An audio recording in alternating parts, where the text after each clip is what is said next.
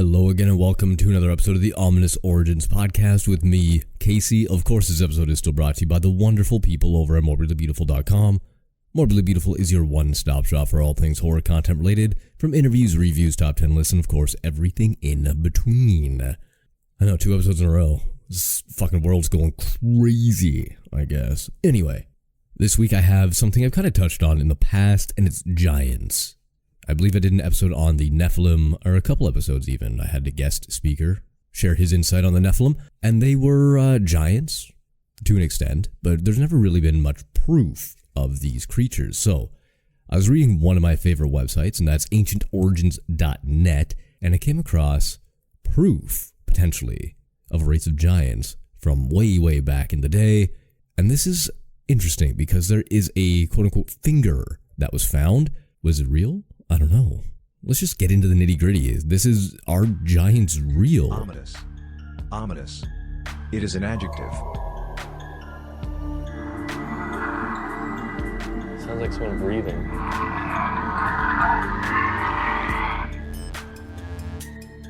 Ominous. As I said, this is basically going to be right from ancientorigins.net, and it's a two-parter, but it's not very long, so it should fit into one episode here, but let's just get into it.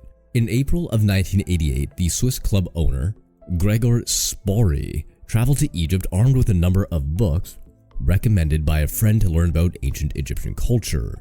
It was a journey that would change his life forever. During this trip to Egypt, Spori, I'm not sure how you say it, there's an umlaut that might make an A sound. S-P-O umlaut R-R-I.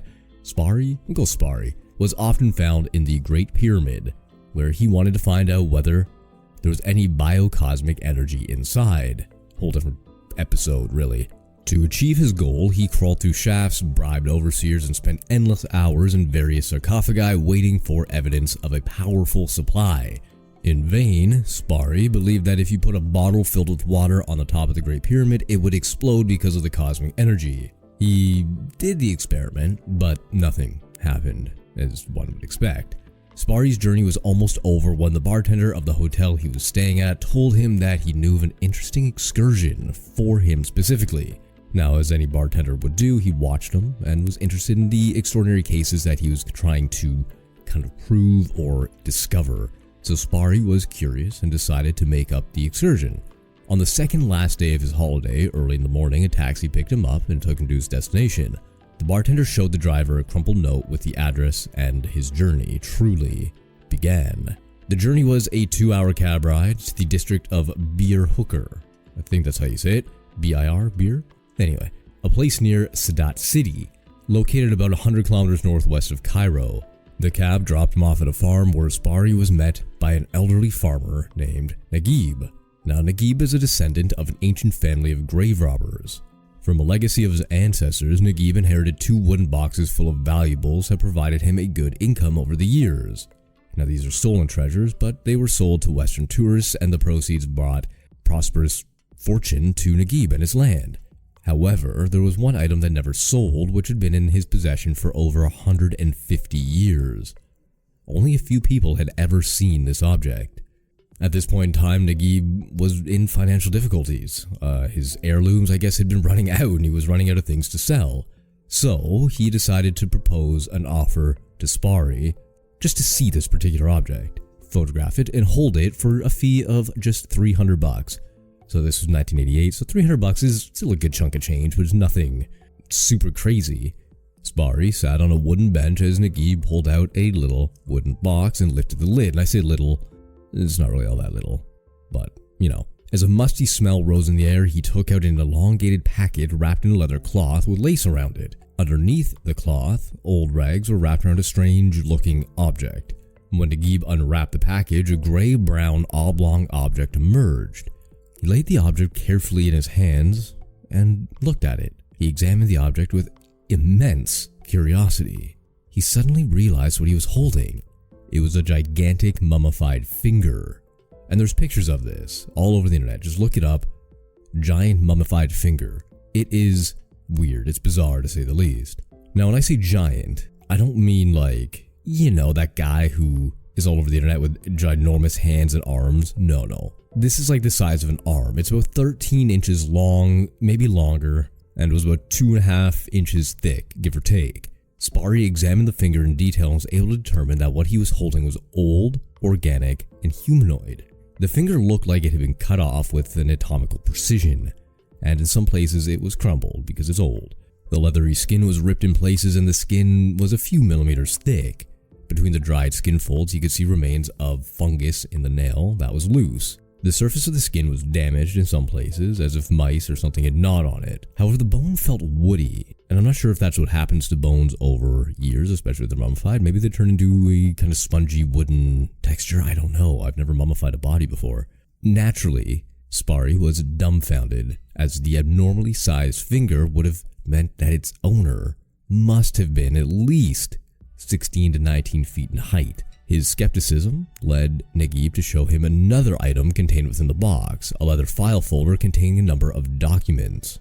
Inside the file folder was a certificate of authenticity, some papers in Arabic and Latin letters, a Polaroid photo of the finger, and an X-ray made in the 60s. The farmer's son had some research done through the years, and through a friend at the hospital of Cairo. When Sparry compared the finger to the X-ray, he could see that the proportions and shapes were correct and that the X-ray was of the finger he was indeed holding. So Naguib refused to tell Sparry where the finger was found, but made allusions to a hidden room in the basement of the Great Pyramids where a huge empty grave was located. Naguib made it clear that the relic was not for sale and it was too important to his family. Before he returned to his hotel, Sparry took a number of photos where he put a banknote next to it just for scale. And looking at this thing, it is huge. The banknote, or the piece of money, the currency, whatever you want to call it, is almost about the size of your front knuckle, or this thing's front knuckle. So you know that like one by the nail? It's about that long. It's pretty crazy. Now on the way back to Cairo, Sparry realized that what he had seen was very special.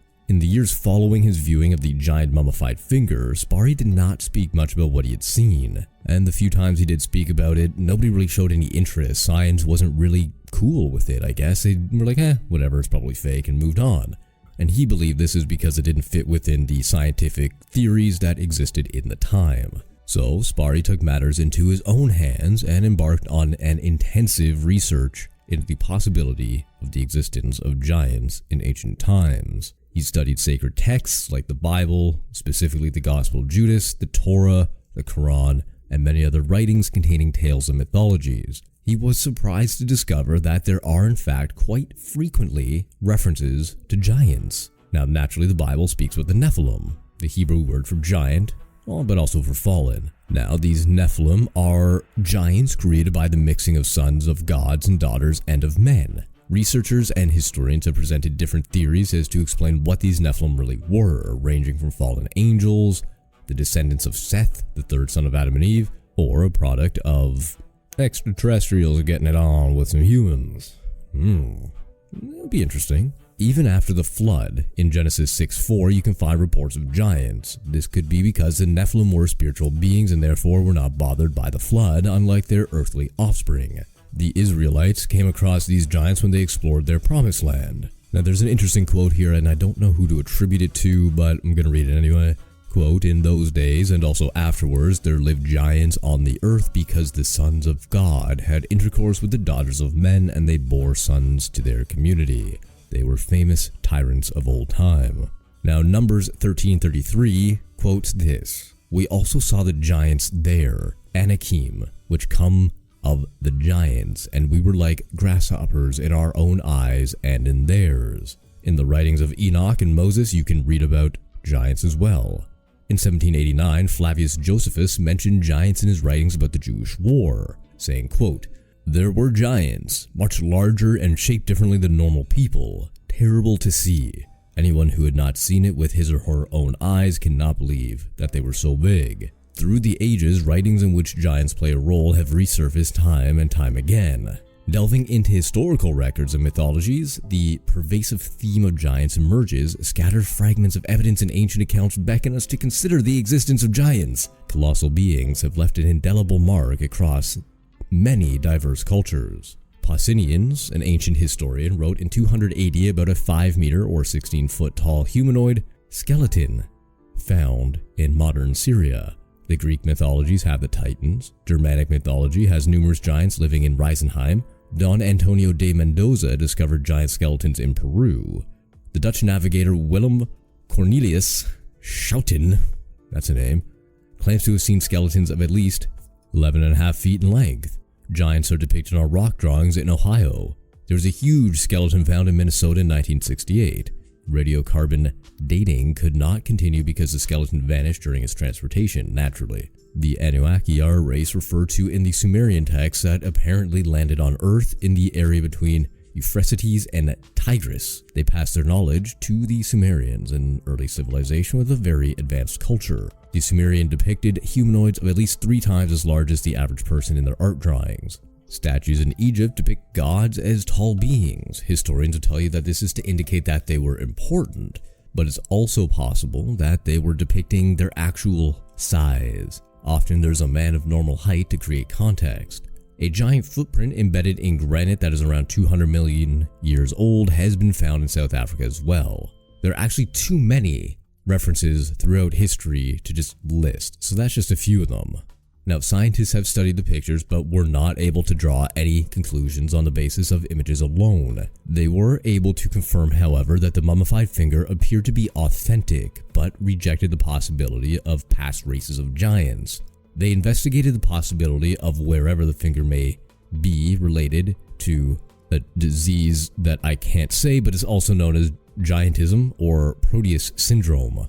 The condition involves the excessive growth of the toes or fingers of the patient. This theory was subsequently discovered as the relic has normal proportions of thickness and size of the nail in relation to the length of the finger. In Proteus syndrome, this ratio is absent and the bone will be longer than normal. Sparri traveled to Egypt again in 2009 to actively search for the relic. In 19 years, however, much had changed, and roads had been constructed. The nation has experienced significant civil unrest, and Naguib, an elderly man in 1988, was now most likely deceased. To date, the searches yielded no results, and it seems like the relic, as well as the custodians of said relic, have vanished. Nevertheless, Sparri's encounter with the ancient mummified finger raises important questions about our past and our origins. Perhaps as new evidence emerges, there will one day be proof of an ancient race of giants that walked the earth. What do you think? Giants, do they exist? Have they ever existed? Now, I know there has been some very, very tall people throughout history, such as Robert Wadlow, who was born in 1918 and still remains as the world's tallest man at 8'11". He only weighed 439 pounds at that height, which is like the height of the Big Show, and he's like 1.5 feet smaller. I digress. So that is a tall human being right then and there, but that is a far cry from 11 feet or 14 feet or 20 feet in some cases that these giants who from the past were believed to be. I like to think that maybe, back in the day, like prehistoric times, everything was bigger. There were giant mammals, there were giant dinosaurs, there were giant things, and look at whales, they're giant things now. And perhaps the reason that giants did just kind of fall off the face of the earth, if you want to think about it that way, is they couldn't sustain themselves. Human beings today need about 2,000 to 3,000 calories a day. Could you imagine being 20 feet tall? You would have to eat non-stop. And if they're humanoids, which I assume they were, just a break off of humans, then their dietary restrictions would be much higher. They wouldn't be able to do the same sort of thing that like whales and sharks and large predators today would be able to do. Take the largest land mammal on the planet in an elephant. They eat 150 kilograms of food a day. They're basically eating non-stop all the time. And all their food is readily available. Grasses, leaves, shrubs, fruits, roots, depending on their habitat, the season, so on and so forth. A human could not sustain that. Humans have to sleep. Humans have to have a diverse diet. They have to have, their meats and their veggies and their fruits and all that stuff wasn't readily available. There wasn't a Walmart back then. They would have to hunt and kill. And from my understanding, my very, very limited understanding of ancient history is that you'd kill a boar and that would last you a week because you had to make it work for a week, because if you didn't, you'd starve to death, right?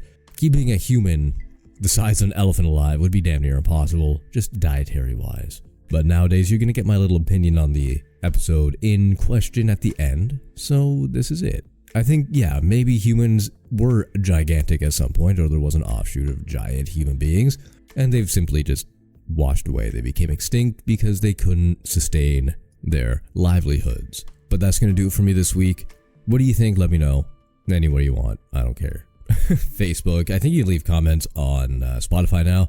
Speaking of which, my name is Casey. This is the Ominous Origins Podcast. If you like what you heard, please feel free to leave a review on iTunes, Apple Podcasts, or a 5-star rating on Spotify. You can follow on social media if you want. I'm never active on it, but Instagram is Ominous Origins Pod, or Facebook at Horror Shots. Until next time.